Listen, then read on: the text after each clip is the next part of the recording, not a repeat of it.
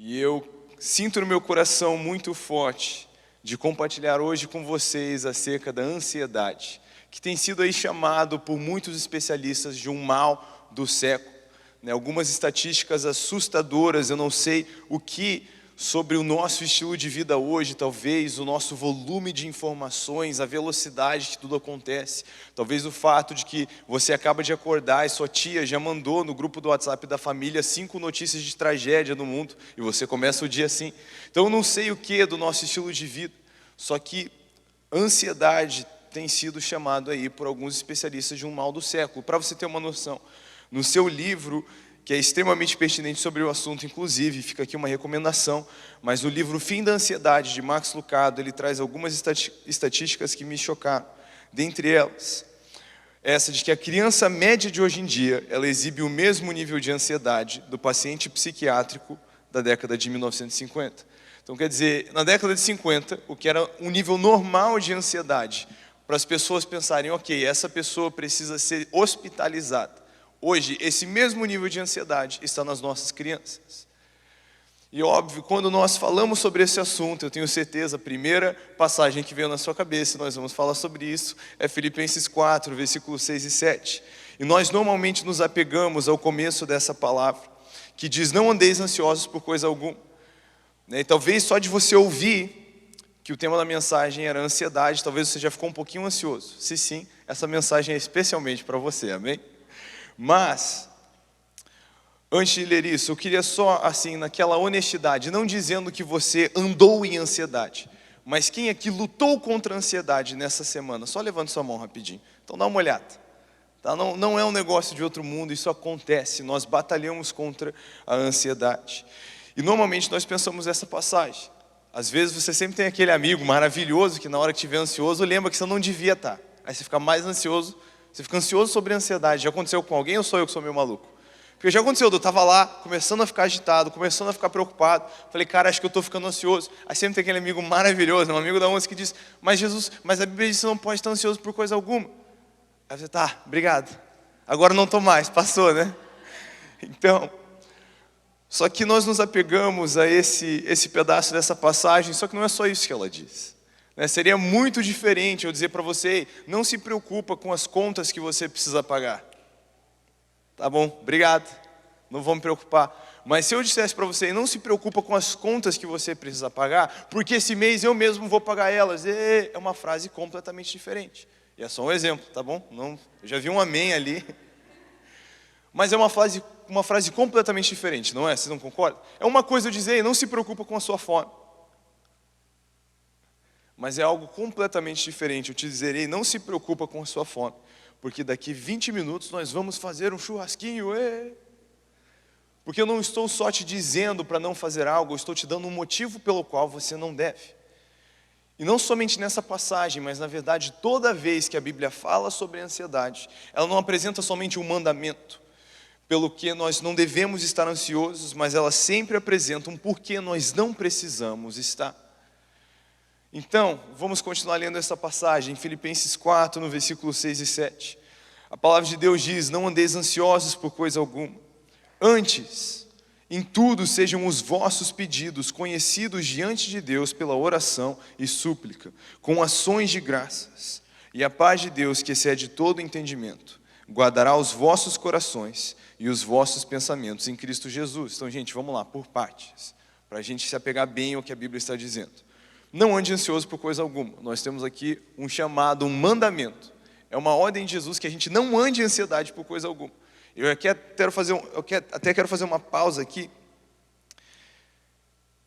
que eu acho muito interessante isso, não andar ansioso. Porque eu acredito que até um certo ponto, lutar contra a ansiedade seja inevitável. Até pela própria definição de ansiedade, nós vemos que ela é a aflição, a angústia, a perturbação do espírito causada pela incerteza. Então, na verdade, a ansiedade é tipo aquela luz que acende no painel do seu carro, falando que você precisa checar o motor. Eu acho que o verdadeiro vilão ali não é a luz que acende no painel. O buraco é mais embaixo, tem um problema com o motor. Se a ansiedade é algo que eu experimento que é causado pela minha incerteza, seja acerca do que for, seja acerca do amanhã, ou de algo que eu vou passar hoje, independente do motivo, essa incerteza, ela manifesta na minha vida uma falta de confiança. Então o buraco é mais embaixo, mas é muito diferente um pássaro voar sobre a sua cabeça, ele fazer um ninho na sua cabeça. Então, nós não podemos andar em ansiedade, porque se nós chegamos nesse momento, na verdade essa própria passagem já nos revela um antídoto, o que nós podemos fazer para não precisar andar em ansiedade. Mas não andeis ansiosos por coisa alguma. Antes, ou seja, ao invés disso, ao invés do quê? Ao invés de andar ansioso por coisa alguma, sejam todos os vossos pedidos conhecidos diante de Deus pela oração e súplica. Olha só o que a Bíblia está dizendo. Ao invés de andar ansioso, torne conhecidos os seus pedidos em oração a Deus, com gratidão, com ações de graça. Gente, por que nós fazemos isso? Com gratidão, com ações de graças. Porque nós sabemos que Deus nos ouve, que apesar dele ver e ouvir tudo, quando nós falamos com o nosso papai, ele tem olhos e ouvidos só para nós. Então nós sabemos que somos ouvidos. E vamos já começar do ponto de que sem fé é impossível agradar a Deus. Às vezes a gente passa uma vergonha. Eu não sei você, se você já esteve nesse lugar, mas eu já estive naquele lugar que você faz uma oração que você nem está esperando que Deus vai te ouvir. Que tristeza. Já começar desse ponto, amados, nós servimos a um Deus que é bom, que é fiel, que é justo, que é maravilhoso. É um Deus que se manifesta com sinais e maravilhas, e na verdade sinais e maravilhas seguem os que creem, onde suas boas novas são anunciadas. Nós servimos ao Deus da verdade, que não é um Deus feito ou imaginado por homens. E aí, a gente ora às vezes e nem pensa se Deus vai responder a gente pensa que talvez Ele nem vai. A gente senta para fazer o nosso devocional de manhã sem expectativa de ouvir de Deus. Mas nós precisamos ter fé. Você vai fazer o seu devocional, já traz um caderninho pronto para anotar que Deus vai falar com você. Você vai orar, conversar com Ele, creia em seu coração que Ele está te ouvindo, porque sem fé é impossível agradar a Deus. Mas nós fazemos isso, ao invés de andar em ansiedade, fazemos todos os nossos pedidos conhecidos diante de Deus pela oração e súplica com gratidão, porque Ele nos ouve e porque Ele nos responde. É uma perspectiva muito diferente, você já orar com gratidão, já orar agradecendo, já orar sabendo que Deus te ouviu. E a passagem diz, então, condicional à prática de tudo que a gente acabou de falar, e a paz de Deus, que excede todo entendimento, guardará os vossos corações e os vossos pensamentos em Cristo Jesus. Agora a pergunta muito importante, guardará os nossos corações e os nossos pensamentos do quê? Alguém tem um palpite? Da ansiedade. É o tema da passagem. Então olha só que extraordinário. A Bíblia, na verdade, nos revela o antídoto contra a ansiedade. Ela nos revela algo, uma forma, um exercício que, na verdade, de acordo com a Escritura, com a palavra de Deus, blinda, guarda, protege o meu coração e o meu pensamento da ansiedade. Então nós precisamos nos apegar a isso, porque que tragédia seria se nós, os filhos de Deus, a sua igreja, a sua noiva, que somos não somente mandados não andar em ansiedade, mas justamente os que carregam um antídoto, a resposta contra a ansiedade, estivéssemos perdidos na ansiedade, do mesmo jeito que aqueles que não temem a Deus. Nós precisamos levar a resposta para eles e não estar sofrendo com o mesmo problema que Deus já nos deu a solução. Mas esse exercício é muito importante, porque muitos de nós queremos a paz que excede todo entendimento, mas sem praticar o exercício que ela é condicional. É com a prática disso, conforme nós fazemos isso, que a paz de Deus, que excede todo entendimento, guarda os nossos corações. E eu não consigo falar dessa passagem sem me lembrar de um episódio que aconteceu ano passado. A nossa filhinha, a Ela vai fazer 2 anos agora em setembro, já com a chegada do irmãozinho dela. Mas na época que isso aconteceu, ela tinha 6 meses, então muito recém-nascida, muito novinha. A gente teve um acidente doméstico e a Pri, minha esposa, ela caiu de lado. E a Ela de cabeça, e foi uma pancada forte, especialmente para um bebê de 6 meses. E foi o pior momento das nossas vidas. A gente imediatamente correu para o pronto-socorro, e assim que a gente chegou lá, ela vomitou, que é o pior sinal depois de uma contusão dessas. E a gente já estava com o coração apertado, eu mesmo nunca senti tanta dor na minha vida, mesmo que não foi eu que me machuquei. Eu facilmente teria desistido de 2 dos meus dedos para não ver ela passar por aquilo, foi algo horrível. Mas conforme a gente estava no carro, a gente estava orando, mas eu ainda estava com o coração cheio de desespero. A gente chegou no hospital, eu estava orando, mas eu ainda estava com o meu coração angustiado pela incerteza do que ia acontecer. Mas conforme nós chegamos naquele quarto de hospital, De repente eu comecei a olhar para trás e me lembrar que eu mesmo não devia estar vivo.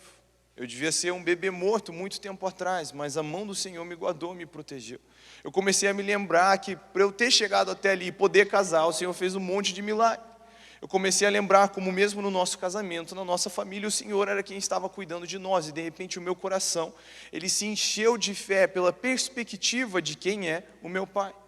E aí eu comecei a praticar esse exercício. Então, ao invés de andar ansioso por isso, por essa situação que eu estava, de ter feito alguns exames com a minha filha, estar aguardando os resultados, eu comecei a apresentar os meus pedidos em oração ao Pai, com ações de graça. Eu já comecei a agradecer, eu já comecei a declarar, falar: Senhor, foi você que cuidou da gente até aqui, eu sei que você não trouxe a gente até aqui para deixar a gente na mão aqui, eu sei que esses exames vão voltar tão bem que os médicos vão ficar confusos, eu sei que você vai guardar e proteger a nossa filha. E gente, eu não sei explicar, de repente, a paz que excede todo o entendimento, não tenho explicação, encheu aquele quarto do hospital. E de repente eu estou sorrindo, já não estou mais chorando, minha esposa está sorrindo, e de repente a nossa filha, já não está mais agindo estranho, começou a dar risada, começou a engatinhar pelo quarto do hospital, tiveram que trazer brinquedo para ela, porque ela não parava quieta. E de repente, dito e feito, o que nós já sabíamos que ia acontecer, aconteceu. Entram os médicos com os resultados assim. O que foi que aconteceu mesmo? Conta para a gente de novo essa história, porque não está batendo. Você tem certeza que foi isso que aconteceu? A gente, tipo, não, a gente tem, mas a mão do Senhor está guardando a nossa filha. Então foi algo que marcou muito o meu coração, mas porque é literalmente a prática disso aqui. Sabe, muitas vezes nós deixamos de praticar isso e saímos andando com a nossa ansiedade, em vez de lançar ela onde ela deve ser lançada. Inclusive, toda vez que a Bíblia fala sobre a ansiedade, ela dá o porquê. 1 Pedro 5,7, a palavra de Deus diz: lancem sobre ele, sobre o Senhor, toda a sua ansiedade. Repete comigo: toda. Por quê? Olha só, mais uma vez um porquê. Porque ele tem cuidado de vocês. Então adivinha só, onde é o desejo do Senhor que toda e qualquer ansiedade sua possa estar? Sobre ele. É o que ele nos mandou fazer: lança sobre mim a sua ansiedade. E não a ansiedade que é concernente às coisas que são espirituais o suficiente para você incomodar o Senhor. Ele diz toda ansiedade. Sabe o que isso quer dizer? Toda. Quer dizer que não importa se é uma unha encravada, se é cabelo caindo, se é o que o pai do colega, do tio do seu amigo está passando. Não importa o que, você pode trazer e lançar isso sobre o Senhor. E adivinha só, quando você lança algo para alguém, já não está mais com você. Então já não deve mais tirar a sua paz, já não deve mais tirar o seu sono. Mas a Bíblia sempre nos apresenta um porquê. E amados, pensando que a ansiedade, essa aflição, essa angústia, essa perturbação do espírito causada pela incerteza, eu não consigo pensar num povo que devia estar mais blindado contra a ansiedade do que eu e você. Porque mesmo que eu não sei o que vai acontecer amanhã, ou semana que vem, ou o mês que vem, ou mesmo ano que vem, vamos combinar, nessa altura do campeonato a gente já vira o ano assim, ó. O que vai acontecer? Mas eu sei que não importa o que. Não importa se amanhã eu vivo ou não, daqui a 1 milhão de anos, tem um lugar na mesa de Jesus para mim. E eu estou bem. A minha vida está escondida em Cristo. Hoje eu vivo correndo para os braços de Jesus. E se eu morrer, eu corro para os braços de Jesus. Por isso eu não me preocupo. Porque eu encontrei a melhor parte. A melhor parte. Então, mesmo que eu não sei o que acontece amanhã, eu tenho certeza de que as coisas vão ficar bem. Além do mais, eu tenho certeza de quem é o meu Senhor, e eu quero ter uma fé como a de Sadraque, Mesaque e Abednego, que eles dizem: nós sabemos que o Senhor pode nos livrar, nós sabemos que Ele vai nos livrar, e mesmo se Ele não livrar, nós estamos aqui para honrar e adorar o nome dEle, nós vamos honrá-lo até o fim. Então é isso aí, o Senhor pode me livrar, Ele vai, mesmo se não me livrar, se Ele não me livrar, Ele tem razão. Então tá bem, eu posso descansar. Na verdade, o próprio Jesus, acerca das preocupações da vida, nos ensina de maneira extraordinária. Se você puder abrir a sua Bíblia em Mateus 6, a partir do versículo 25, nós vamos ler até o 34. E quando você lê a Bíblia, eu acho, a minha opinião, se você lê a Bíblia assim, assistir o filme na sua cabeça, você está lendo a Bíblia do jeito errado, mas aí é a minha opinião. Então, quando você ouve essas palavras, você tem que imaginar Jesus, sentadão de boa, cabelão no vento, expondo o reino de Deus de maneira tão maravilhosa que a galera não consegue nem pensar na comida. Sabe que isso aqui é outro nível, né? Porque às vezes você ouve uma mensagem que está maravilhosa, ela está te destrinchando de dentro para fora, mas começa a dar horário e você já começa a pensar no almoço. Mas imagina aquela mensagem que você esquece que você precisa almoçar. É esse o contexto aqui. Jesus falando acerca do reino dos céus. E nesse ensino sobre a preocupação, sobre a ansiedade, Jesus diz o seguinte: por isso eu lhes digo, não se preocupem com a vida diária, se terão o suficiente para comer, beber ou vestir. A vida não é mais do que comida e o corpo não é mais do que a roupa. Observem os pássaros. Eles não plantam, nem colhem, nem guardam alimento em celeiros, pois o seu Pai Celestial os alimenta. Acaso vocês não são muito mais valiosos do que os pássaros? Qual de vocês, por mais preocupado que esteja, pode acrescentar ao menos 1 hora à sua vida? E por que se preocupar com a roupa? Observem como crescem os lírios do campo. Não trabalham, nem fazem roupas, e no entanto, nem Salomão, em toda a sua glória, se vestiu como eles. E se Deus veste com tamanha beleza as flores silvestres que hoje estão aqui e amanhã são lançadas ao fogo, não será muito mais generoso com vocês? Gente de pequena fé. Cutucada de Jesus, né? Portanto, não se preocupem dizendo o que vamos comer, o que vamos beber, o que vamos vestir. Essas coisas ocupam o pensamento daqueles que não temem a Deus, mas o seu Pai Celestial já sabe do que vocês precisam. Busquem em primeiro lugar o reino de Deus e a sua justiça, e todas essas coisas lhes serão acrescentadas. Portanto, não se preocupem com o amanhã, pois o amanhã trará suas próprias inquietações. Bastam para hoje os problemas desse dia. E eu ouço essas palavras de Jesus e eu fico só tentando imaginar esse momento, mas elas são verdadeiras. E mais uma vez, a Bíblia não somente nos diz para não andar ansioso acerca do que comer, do que beber, do que vestir, de nossas necessidades básicas, mas ela nos dá um porquê. Por que nós não devemos andar ansiosos acerca dessas coisas? Porque Deus sabe do que a gente precisa. Ele sabe do que nós precisamos e Ele é um bom Pai. Na verdade, Jesus nos ensina que nós, que somos maus pais, se nós sabemos dar bons presentes aos nossos filhos, quanto mais o nosso Pai Celestial. Ele que é um Pai bom, perfeito, em quem não existe mácula alguma, falha alguma. E nós precisamos aprender a confiar no nosso Pai, porque conforme a nossa confiança cresce, a ansiedade desaparece. Se a ansiedade, a minha angústia é causada pela incerteza, então a minha certeza em quem é meu Pai é na verdade o que me blinda, o que me protege da ansiedade. Porque quando eu confio em quem Ele é, e eu confio nas palavras que nós acabamos de ler, pense nisso, todas essas passagens não somente nos chamam para não estar ansiosos, nos comandam não estar ansiosos, mas nos dizem por que não precisamos estar. Porque nós temos um Deus que se preocupa conosco e que cuida de nós. Então, se eu confio nessas palavras, eu não tenho motivo para estar ansioso. Eu não preciso me preocupar com o que comer, nem com o que vestir, nem com o que beber, nem com o dia de amanhã. Eu vou me preocupar com o quê? Sabendo que o meu Deus me guarda. E essa é a troca que o Senhor sempre desejou fazer conosco, essa de Mateus 6,33, que a gente se preocupasse com o seu reino e a sua justiça, e que todo o resto fosse preocupação dele. Você tem que entender que a vontade de Deus é te patrocinar para experimentar o reino do céu, simplesmente para obedecer o que Ele já te mandou fazer, Ele também quer pagar as contas. É algo que me constrange. Mas sabe, praticando essas coisas, eu tenho vivido coisas que têm me marcado nesse sentido, porque de fato eu tenho tentado buscar, em primeiro lugar, o reino de Deus e a sua justiça, e eu tenho visto todas as coisas sendo acrescentadas. Eu contei para você essa história, esse episódio, a experiência que eu tive com a minha filha, e eu vi a prática dessa palavra acontecendo. Quando apresentamos esses pedidos ao nosso Pai em oração, com confiança, vimos a paz que excede todo entendimento, guardando os nossos corações e o nosso pensamento da ansiedade. A gente sentiu uma mudança nítida. Foi daquele momento onde você está calculando tudo que pode dar ruim para simplesmente descansar, estar bem, com o pensamento guardado, é algo sobrenatural.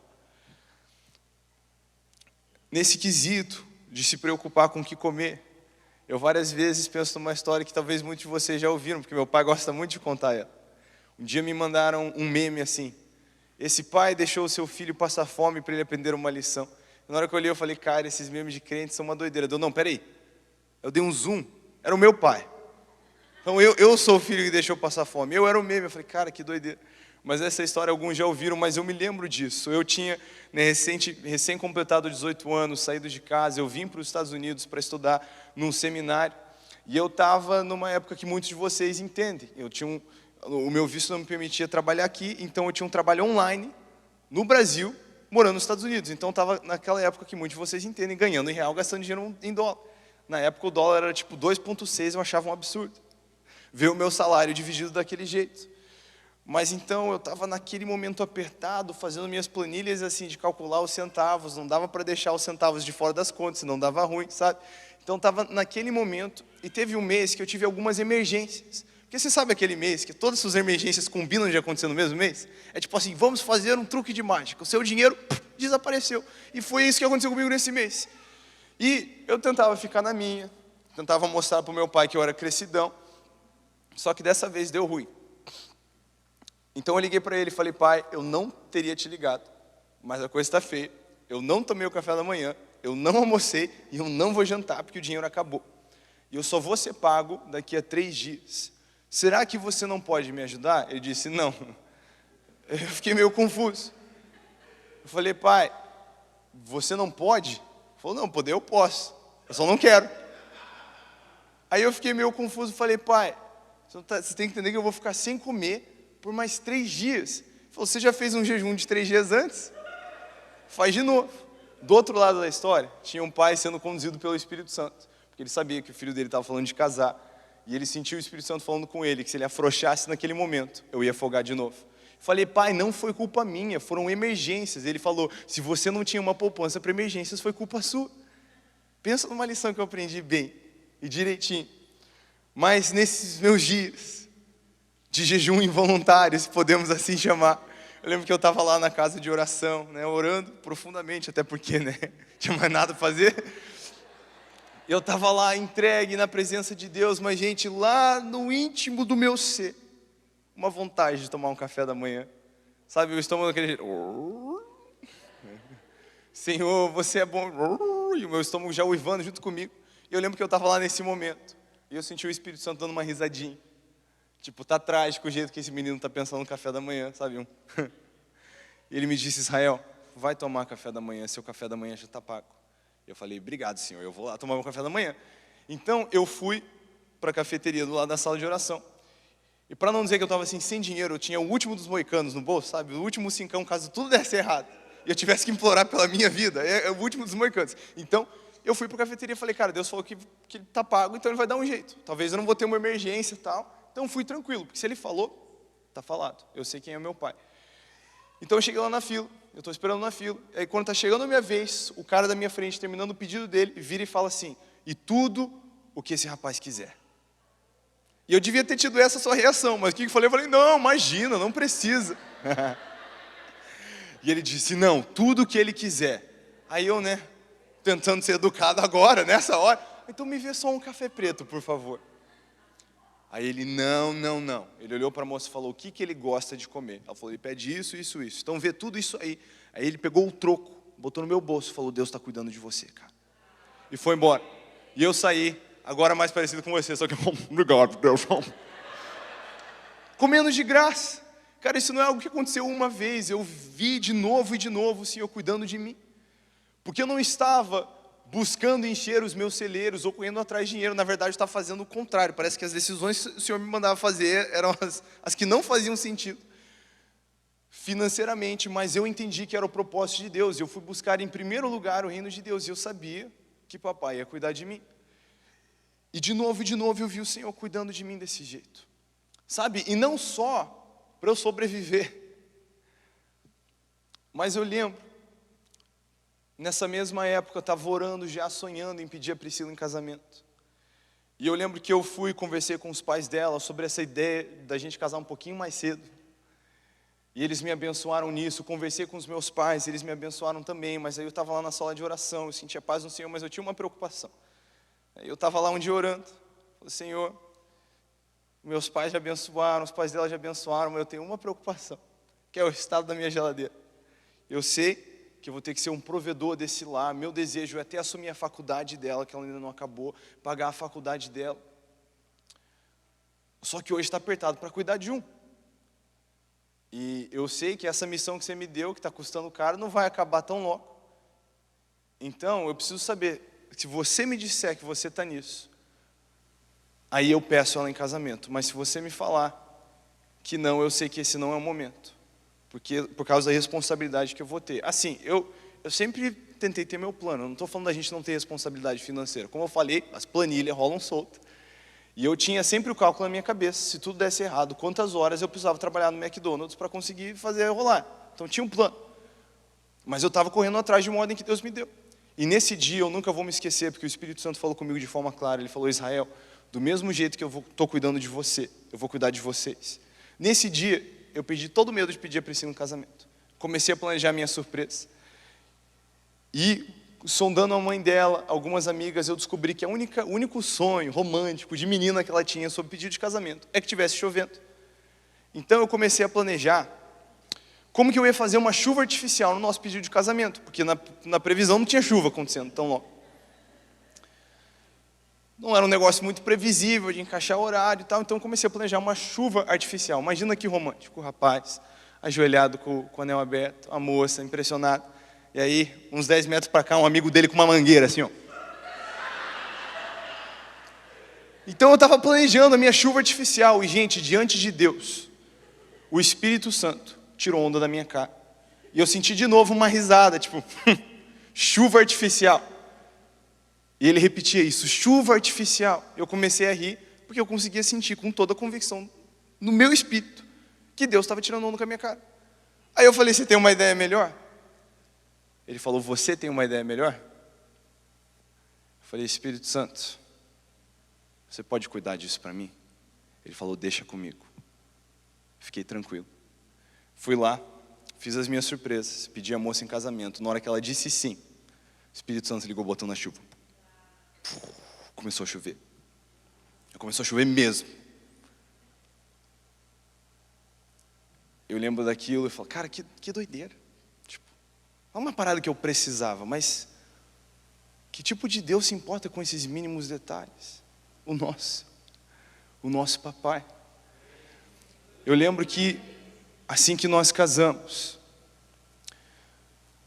a minha papelada, agora num visto diferente, podendo trabalhar, estava prestes a sair. E bem em tempo oportuno, a gente estava voluntariando numa igreja. E o pastor da igreja chegou e falou: eu quero pagar vocês, para vocês fazerem o que vocês estão fazendo. Eu falei: cara, glória a Deus, isso vem em tempo bom, né? Agora recém-casado. Imagina que bênção poder parar de ganhar real, começar a ganhar em dólar. E eu fui orar, falei: Senhor, essa oportunidade, ela vem de Ti, isso está no Seu propósito, procede de Você. Fui orar, o Senhor falou: sim, vocês vão aceitar esse emprego. Estava com a mão levantada para cima. Mas vocês vão ofertar todo o salário de volta para a igreja. Falei: beleza. Então me reuni com o pastor, falei: pastor, podemos aceitar esse emprego com uma condição. A gente vai, por esse ano inteiro que a gente vai trabalhar, devolver todo o nosso salário para vocês. Aí ele olhou para mim e falou: você está maluco? Você falou para mim que você quer pagar a faculdade da sua esposa, falou para mim que está apertado, ganhando em real, gastando dinheiro em dólar.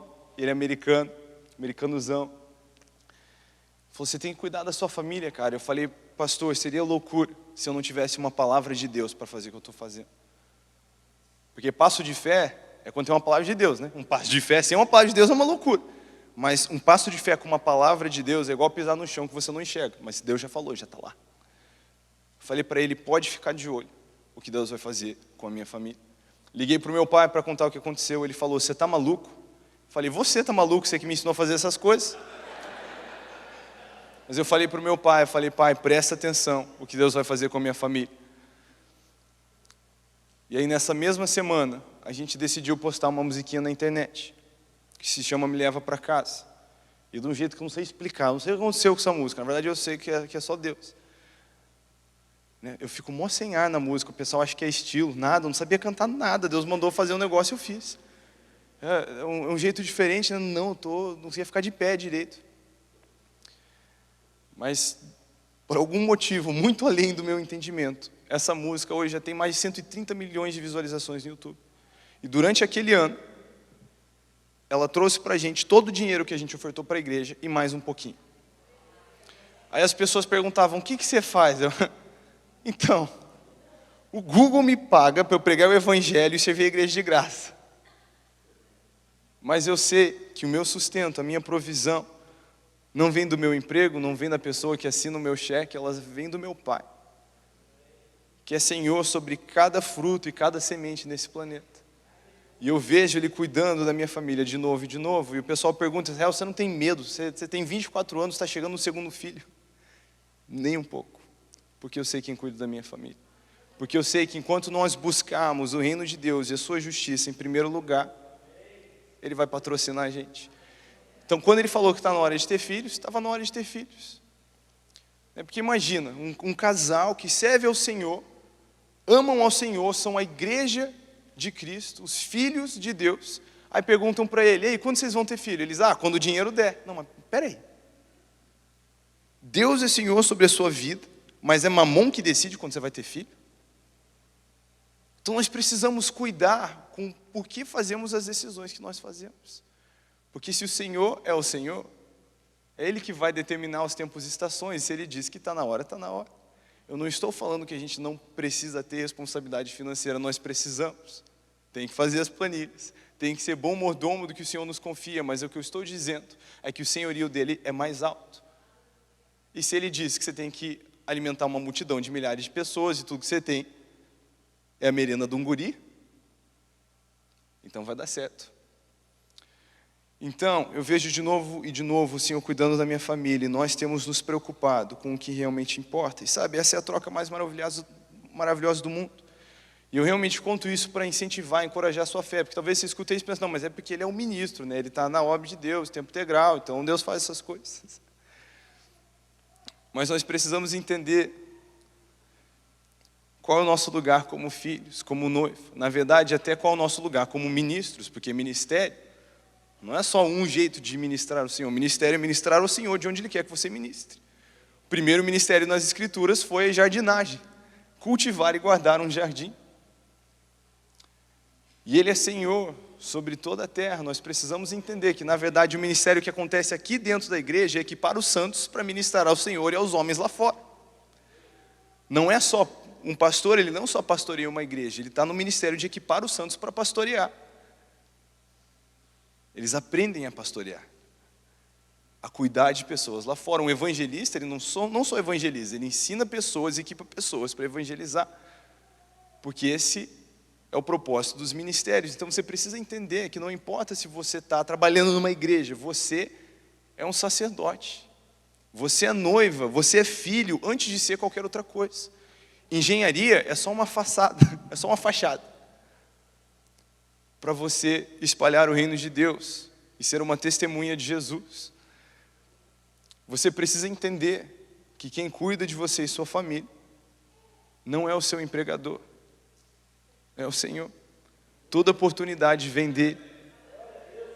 E eu digo para você sem medo, pode olhar para a minha cara quando eu digo isso, sem medo. Gente, se a economia do mundo implodisse, não tivesse nem dinheiro nem comida para comprar, eu tenho toda a convicção do mundo que as aves do céu iam trazer pão e carne para minha família comer, porque eu sei quem cuida de mim. E se eles não trouxessem, a minha família está bem satisfeita na única coisa que pode satisfazer todos os desejos do nosso coração, que é o Senhor. Então, de barriga cheia ou barriga vazia, nós estamos satisfeitos porque temos Jesus. É por isso que você vê bilionário tirando a própria vida, e do outro lado você tem o Paulão preso, escrevendo, galera, se alegra no Senhor, vamos combinar. Ele conta que agora ele está preso com a guarda de elite, e ele conta isso como glória a Deus, porque agora tem um guarda algemado comigo por 24 horas. E não é Paulo que está preso com o guarda, é o guarda que está preso com Paulo, ouvindo sobre o evangelho 24 horas. E ele diz, inclusive, que vários já se converteram. Você não consegue ler as cartas de Paulo e sentir um pingo de tristeza no homem que está preso. Ele diz, eu aprendi a estar contente em qualquer ocasião. Passando frio ou não, passando fome ou não. Gente, porque a nossa alegria, ela não é desse mundo. Então o que eu estou dizendo é que nós devemos buscar em primeiro lugar o reino de Deus e a sua justiça. E nós já estamos bem. Mas além disso, temos uma promessa do Senhor, que todas as coisas vão ser acrescentadas. Todas as coisas. Amém? Fica de pé para parecer que a gente está acabando. Só quero contar mais uma coisinha. Eu não sei se você é do meu time, mas eu sou um cara que fico olhando para as, assim, para dizer de um jeito bonito, as asneiras que o povo de Israel fazia, e fico com uma vergonha alheia, fico com um pouquinho de raiva, assim, da vergonha que eles passam. Mais alguém? Então, você lê, às vezes faz devocional, lendo o povo de Israel, você fica assim, ó. E aí a gente vê eles lá, no Egito, em escravidão, sofrendo, debaixo de horrível tirania, clamando o socorro do Senhor, e o Senhor vem, e com mão forte Ele se manifesta, sinais e maravilhas, Ele tira o seu povo do Egito. E aí o povo de Israel sai agora dessa nação opressora, com a lancheira feita, usando todas as joias das tias do Egito. Eles agora saem numa jornada, eles saem cantando e louvando, e dando glórias a Deus, mas daí de repente tem um mar. E eles viram do outro lado está vindo um exército, eles começam a dizer, foi por falta de onde nos enterrar que o Senhor nos tirou do Egito, a gente vai morrer aqui. O Senhor tirou a gente de lá para morrer aqui. Certamente, o Senhor nos abandonou. Durou pouco, né? Quer dizer, a jornada já tinha sido um pouquinho, mas na nossa leitura durou pouco. Mas aí o Senhor vem, e sua mão poderosa se manifesta de novo, e Ele abre o mar. E o povo agora passa cantando. Aí começa a diminuir o volume da canção, conforme eles veem que o exército está vindo também. Aí eles já estão quietos. Aí de repente o Senhor fecha o mar. Aí eles continuam cantando. Aí eles começam a passar fome. Aí começa, o Senhor nos tirou do Egito para a gente morrer de fome, só pode. Aí o Senhor faz chover café da manhã do céu. Você consegue imaginar isso? Acordar, dar aquela espreguiçada, mãozinha para cima, hashtag manata na mão. O povo tem sede, das rochas o Senhor faz jorrar água. De dia é muito quente, então um pilar de fumaça vai conduzindo o caminho, fazendo sombra para um povo nômade no deserto. Você vai para a Disney e vê aquele cara com o bonezinho, que tem os ventiladores e o borrifador de água. Isso é para os fracos. Depois você dá uma volta com o Deus se manifestando com um pilar de fumaça, fazer sombra para você. Metido, né? Durante a noite, para iluminar o caminho e proteger o povo do frio, um pilar de fogo. Você consegue imaginar um pilar do fogo conduzindo o povo no deserto, mantendo eles aquecidos? Criançada correndo atrás do pilar de fogo com os marshmallows, assim, ó. De novo, o Senhor se manifesta, de novo. Ele chega um novo desafio. O Senhor nos trouxe até aqui para morrer. Foi para morrer aqui. Foi para isso. Aí de repente tem um rio. Eles falam, isso, acabou, foi bom quando durou, vamos morrer. Aí o Senhor abre o rio. Aí Ele diz, mais ou menos assim, né? Pelo amor de Deus, levantem um monumento. Eles tiram as pedras do rio, eles erguem um monumento. E o Senhor diz para eles, não se esqueçam do que aconteceu aqui. Aí de repente eles andam mais um pouquinho, tem uma cidade fortificada, ela tem umas muralhas, a galera diz, pronto, nós vamos ser despedaçados agora. Já era, acabou o rolê. Só que eles olham para trás, e eles veem um monumento. Eles começam a se lembrar, peraí, será que poderia ser que porventura o Senhor que nos tirou do Egito, nos guardou no deserto, nos trouxe até aqui, acabou de abrir o rio para a gente passar, não vai levar a gente até o final, até esse lugar que Ele nos prometeu? E sabe, nós precisamos levantar os monumentos em nossas vidas do mesmo jeito, porque às vezes a gente é meio esquecido.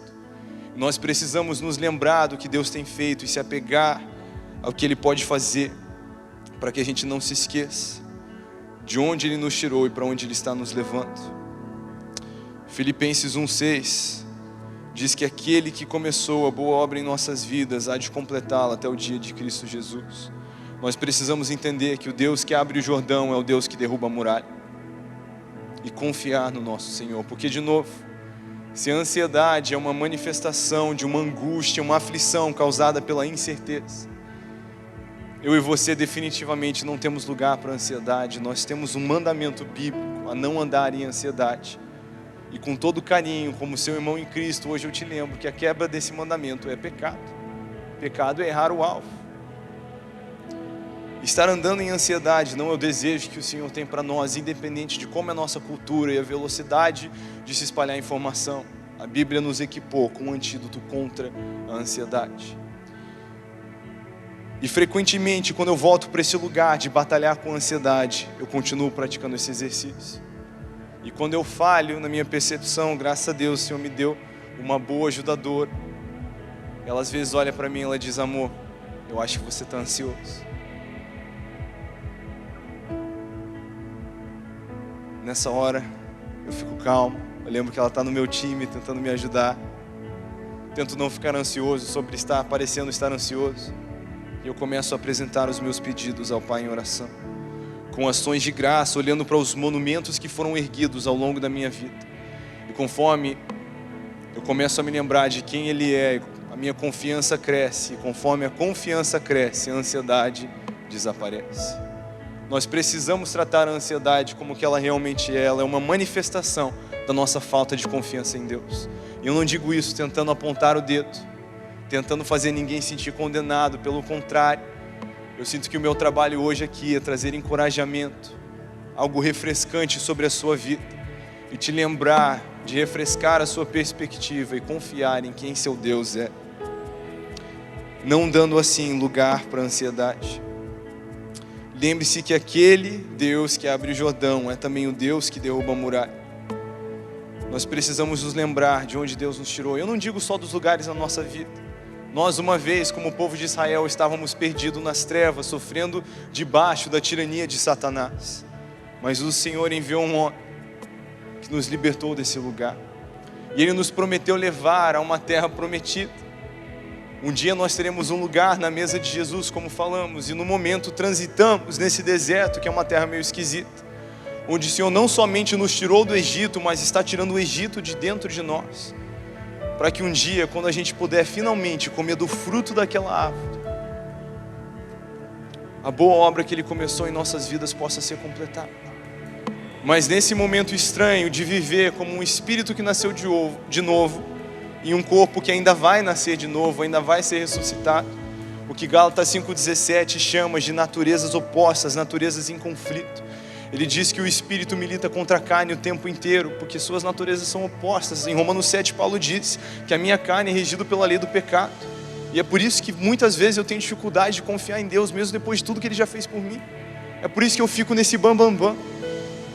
Mas nesse conflito de natureza, eu preciso me lembrar que os filhos de Deus são guiados pelo Espírito. E Ele não nos deu um espírito de medo, mas um espírito de ousadia. E hoje eu quero te lembrar disso. E para fechar, eu quero só te contar uma história. Uma vez num voo, começou a ter uma turbulência que parecia fora do normal. E as pessoas começaram a se preocupar. Aquele momento que todo mundo finge que está tudo bem, mas quando o avião dá aquela baixadinha, só escuta... Você escuta lá do fundo uma oração meio baixa, dizendo: perdão, Deus, por tudo que eu te fiz. Mas no meio dessa comoção toda, tinha uma senhora. Ela estava sentada do lado de um menininho de 10 anos, que ela não conhecia, mas ele estava numa calma, numa serenidade. E ela pensou: ele deve ser daqueles meninos que mesmo novo já viajaram bastante. Talvez isso é normal, esse tipo de turbulência é normal, e ele está acostumado com isso. Então, imaginando isso, ela foi e perguntou para ele: esse tipo de turbulência é normal? Aí ele virou, olhou para ela, sorriu, só balançando os pezinhos assim no banco. Falou: eu não sei. Ela falou: ué, mas você não voa bastante? Ele disse: não, é minha primeira vez. Aí ela ficou meio perplexa. Perguntou: e por que você está tão calmo? O menino abriu um sorrisão e falou: o meu pai é o piloto.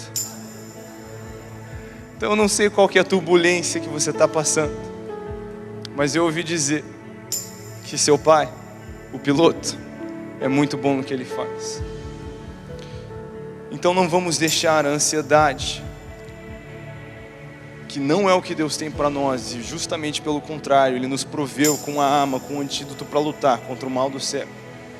Não vamos deixar que ela roube de nós a esperança e a confiança que pertence ao Senhor, porque ela nos distrai de desempenhar o que o Senhor nos chamou para fazer aqui, que não é simplesmente um trabalho, uma ocupação antes de qualquer coisa. Você é um filho de Deus, você é a noiva de Cristo, e você é uma testemunha que foi comissionada por Jesus Cristo debaixo de toda a autoridade nos céus e na terra. Então você já sabe o que Jesus quer que você faça. E esse lugar, essa ocupação, esse ofício que Ele te confiou, esse chamado, é só onde você vai fazer o que Ele já te chamou para fazer. Amém? Você recebe essa palavra? E nessa troca você pode se preocupar com o reino de Deus e a sua justiça, e vendo o Senhor cuidar de todo o resto. Eu queria orar com você, e eu queria que nos próximos 2-3 minutinhos nós praticássemos esse exercício bíblico de Filipenses 4, 6 e 7. Eu não sei o que tem te dado ansiedade, tem sido uma luta para você, mas eu queria que nos próximos minutinhos você orasse sobre isso. E como a Bíblia nos ensina, que ao invés de andar ansioso por coisa alguma, que você apresentasse os seus pedidos diante de Deus pela oração e súplica com gratidão, sabendo que Ele te ouve e que Ele é o Deus que tem cuidado de você. E então, conforme você faz isso, a paz de Deus, que excede todo entendimento, toda explicação, vai guardar, blindar e proteger o seu coração e o seu pensamento da ansiedade.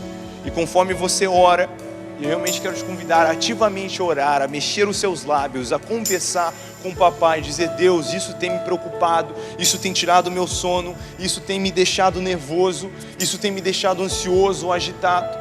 E eu quero lançar isso aos seus pés. Eu quero me lembrar como você é um Deus cuidadoso, um Pai cuidadoso. E eu quero lançar isso sobre os seus pés. E conforme nós fazemos isso, vocês vão notar a paz de Deus que excede todo entendimento enchendo esse prédio. E eu acredito do fundo do meu coração, porque essa é a palavra de Deus, que você pode sair daqui se sentindo mais leve do que você entrou. Amém?